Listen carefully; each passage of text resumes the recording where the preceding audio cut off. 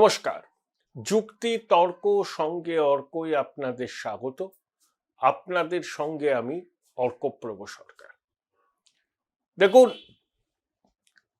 তৃণমূল বোর্ডটা পরিচালনা করে তার দলের কর্মীদের উপর নির্ভর করে তো খুব একটা নয়, আইপ্যাকের পরামর্শের উপর নির্ভর করে। আইপ্যাকই ন্যারেটিভ তৈরি করে দেয়। আইপ্যাকই বলে একে জেলা সভাপতি করতে হবে, একে ব্লক সভাপতি করতে হবে, একে শাখা সংগঠনের মাথায় রাখতে হবে, এবং জেলায় জেলায় ছড়িয়ে থাকা আইপ্যাকের প্রতিনিধিরা কিভাবে তৃণমূল কংগ্রেসের নেতা কর্মীদের সঙ্গে ব্যবহার করেন, কিভাবে তাদেরকে ঠিক জিনিসটা ঠিক জায়গায় দিলেই তৃণমূলের স্থানীয় স্তরের নেতাদের পদপ্রাপ্তি হয়, সেটা সবাই জানে। একটা প্যারালাল সিস্টেম আইপ্যাক তৈরি করেছে। প্রশাসনের অন্দরে তাদের প্রভাব আছে। অতীতে বিরোধীরা অভিযোগ করেছিল দুয়ারে সরকার ক্যাম্পে সরকারি আধিকারিকদের পাশে আইপ্যাকের লোকজন থাকে। সরকারের প্রতিটা বিভাগে এই বেসরকারি পরামর্শদাতা সংস্থার অনুপ্রবেশ ঘটেছে।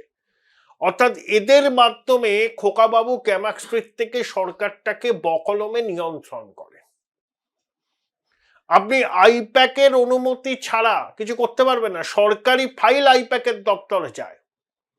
আইপ্যাকের দপ্তরে যখন রেড হয়েছিল, তখন যে পুলিশ কর্মী ফাইল ঢোকাচ্ছিল একটা প্রাইভেট কারে, সেখানে তো সরকারের ফাইলের ছবি উঠে এসেছিল। তা সরকারি ফাইল তো সরকারি দপ্তরে থাকবে, আইপ্যাকের দপ্তরে থাকবে কেন? খোকাবাবু নিজে যেমন সংবিধান বহির্ভূত ক্ষমতার উৎস, এবং খোকাবাবুর নিয়োগ করা আইপ্যাকও তেমনি সরকারি ব্যবস্থার রন্ধ্রে রন্ধ্রে ঢুকে সরকারি ব্যবস্থাটাকে কার্যত চ্যালেঞ্জের মুখে ফেলে দিয়েছে। কোনো আধিকারিক, যত বড় আইএস অফিসার হোক না কেন, আইপ্যাককে অন্ধকারে রেখে কোনো সিদ্ধান্ত নিতে পারে না। কার্যত প্যারালাল প্রশাসন চালাচ্ছে এরা। তবে চিরদিন তো এভাবে যাবে না। আইপ্যাকের কামকাজ দেখবেন সামনের কয়েকটা দিন কি হয়। সবাই বলছে, আমিও তো সুপ্রিম কোর্টের মামলাটার কথা বলছি। না না না, সুপ্রিম কোর্টের মামলা 28 ফেব্রুয়ারি হবে, এসে দেখবেন আপনারা কি শুনানি হয়। রাজ্য সরকার তো শুনানি পিছোতে চাইছে, বোঝাই যাচ্ছে, কারণ ওখানে সুরাহা মিলবে না। সুপ্রিম কোর্টে যখনই রাজ্য সরকার যাবে তখনই সুরাহা মিলবে না, কারণ অযৌক্তিক দাবি দাওয়া নিয়ে সুপ্রিম কোর্টের দ্বারস্থ হয় রাজ্য সরকার, এবং সর্বোচ্চ আদালত সেগুলোকে গ্রাহ্যই করে না। যেমন এসআইআর নিয়ে অনেক লম্পজম্প করলো, থোতামুখ ভোতা হয়ে গেল। থোতামুখ ভোতা হয়ে গেল। মূল দাবিটা কি ছিল? এসআইআর করতে দেব না, 2025 জানুয়ারি মাসে ভোটার তালিকাকে সামনে রেখে ভোট হবে। দুটো দাবি খারিজ হয়ে গেছে, আর বাকিগুলো আপনারা জানেন। আইপ্যাক এমনই সততার প্রতীক, একটা অস্তিত্বহীন সংস্থা থেকে 13 কোটি টাকা আনসিকিউরড লোন নিয়েছিল। ইন্ডিয়ান এক্সপ্রেস খবরটা করেছিল। এবং আইপ্যাকের প্রতীক জৈন ছাড়া যে আরো দুজন ডিরেক্টর আছে, তাদের মধ্যেও মতপার্থক্য আছে। প্রতীক জৈনের স্ত্রী শেক্সপিয়ার সরণি থানায় ইডির বিরুদ্ধে অভিযোগ করে। অন্য দুই ডিরেক্টর স্বাক্ষর করেননি। আইপ্যাকের বিবৃতি ছিল তদন্তকারী সংস্থার সঙ্গে সহায়তা করা হবে। আইপ্যাকের দিল্লি অফিসে রেড করে এক কর্মীর মোবাইল সিজ করে ইডি। সেই মোবাইল যাতে ইডি খুলতে না পারে, সেই কর্মী সুপ্রিম কোর্টের দ্বারস্থ হন। সুপ্রিম কোর্ট কর্ণপাতই করেন। এত কথা বললাম কেন আইপ্যাক সম্পর্কে? তার কারণ হচ্ছে, আইপ্যাকই তো রাজ্যের শাসক দলের ভোটের ন্যারেটিভ কি হবে, কে কে প্রার্থী হবেন, প্রচারের বিষয়বস্তু কি হবে, কোন মাধ্যমে বেশি প্রচার হবে, খোকাবাবু কোথায় কোথায় র্যাম্পে হাঁটবেন, কিভাবে লোক জোগাড় করতে হবে, কোন কোন আধিকারিককে কোথায় কোথায় ট্রান্সফার করতে হবে, সব আইপ্যাক ঠিক করে। সব। খোকাবাবু যেমন সংবিধান বহির্ভূত ক্ষমতার অধিকারী, খোকাবাবু নিয়োগ করা সংস্থাও একই রকম ক্ষমতা উপভোগ করছে দীর্ঘদিন ধরে। তবে আইপ্যাক মাঝে মধ্যেই রিপোর্ট দেয়। লেটেস্ট রিপোর্টে আইপ্যাক বলেছে ক্ষমতায় ফেরা তৃণমূলের পক্ষে সত্যিই খুব কঠিন, খুব চ্যালেঞ্জিং। তারা বলছে না যে তৃণমূল ক্ষমতায় একেবারেই ফিরবে না, তারা বলছে না কথা, তারা বলছে কঠিন চ্যালেঞ্জ, এবং যতদিন যাচ্ছে সেই চ্যালেঞ্জ কঠিন থেকে কঠিনতর হচ্ছে। তার কারণ তারা ব্যাখ্যা করেছে। তাদের ধারণা এসআইআর এ অন্তত 90 লক্ষ নাম বাদ যাবে, তার অভিঘাত শাসক দলের উপর পড়বে। 2,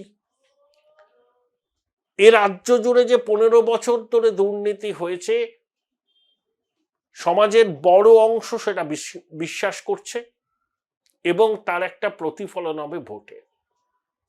3, সংখ্যালঘুরা লক স্টক অ্যান্ড ব্যারেল তৃণমূলকে ভোট দেবে না।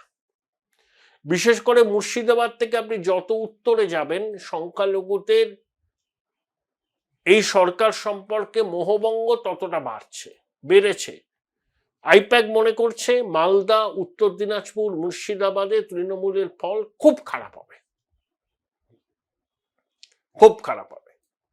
4, তাহলে 100টার মধ্যে 91টা সংখ্যালঘু ভোট তৃণমূল পেয়েছিল, সেই ভোটের বলেই তো 21-এর নির্বাচনে জয়লাভ করে।